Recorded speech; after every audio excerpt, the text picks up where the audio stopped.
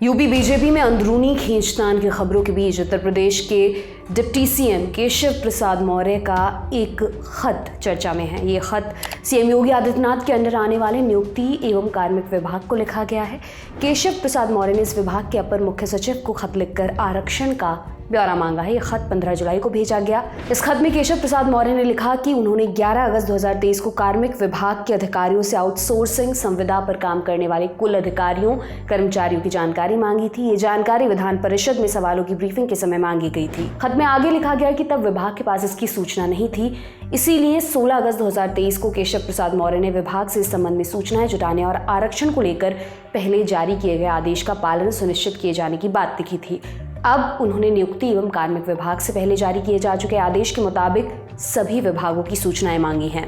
योगी सरकार में कैबिनेट मंत्री संजय निषाद ने डिप्टी सीएम केशव प्रसाद मौर्य के खत को लेकर प्रतिक्रिया दी है। उन्होंने कहा कि केशव प्रसाद मौर्य यूपी विधान परिषद के नेता सदन हैं और विपक्ष को जवाब देने के लिए सूचनाएं जुटाने में कोई हर्ज नहीं है। न्यूज एजेंसी एनआई से बातचीत में संजय निषाद ने कहा, वो यानी कि केशव प्रसाद मौर्य हमारे विधान परिषद सदन के नेता हैं। कोई सवाल उठता है तो उसके लिए सूचनाएं प्राप्त करना उनका अधिकार बनता है। ये विभागीय काम है। विपक्ष कुछ भी सवाल उठाता है तो उसके लिए सूचना एकत्र करके देना पड़ता है। ये तो नियम है कि विपक्ष कोई भी सूचना मांगता है तो ब्रीफिंग के लिए सूचनाएं एकत्र की जाती हैं। आपको बता दें कि ऐसी खबरें आने लगी हैं कि यूपी बीजेपी में सब कुछ ठीक नहीं चल रहा है।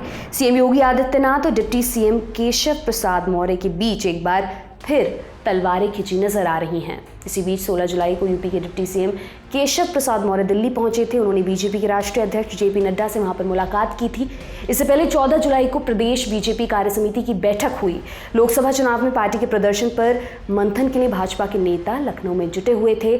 पार्टी के राष्ट्रीय अध्यक्ष जेपी नड्डा के अलावा कई केंद्रीय मंत्री, राज्य स्तर के मंत्री और जिला स्तर के नेता भी वहां पहुंचे थे। रिपोर्ट्स बताती हैं कि कार्यक्रम में करीब 2000 नेता और कार्यकर्ता जुटे थे।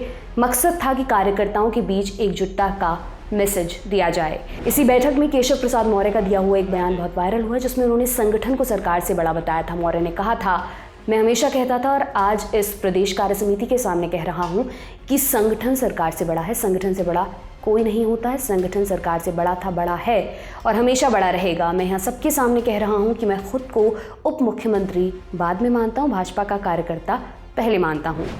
इसके बाद कार्यक्रम में योगी आदित्यनाथ के बोलने की बारी थी। मुख्यमंत्री ने कहा कि अति आत्मविश्वास के कारण बीजेपी को नुकसान हुआ। उन्होंने ये भी कह दिया, याद रखना भाजपा है तो जिले में हमारा महापौर भी है, जिला पंचायत अध्यक्ष भी है, ब्लॉक प्रमुख भी है, चेयरमैन और पार्षद भी है। तो अगर कोई खरोंच आती है तो उसका असर वहाँ भी पड़ने वाला है।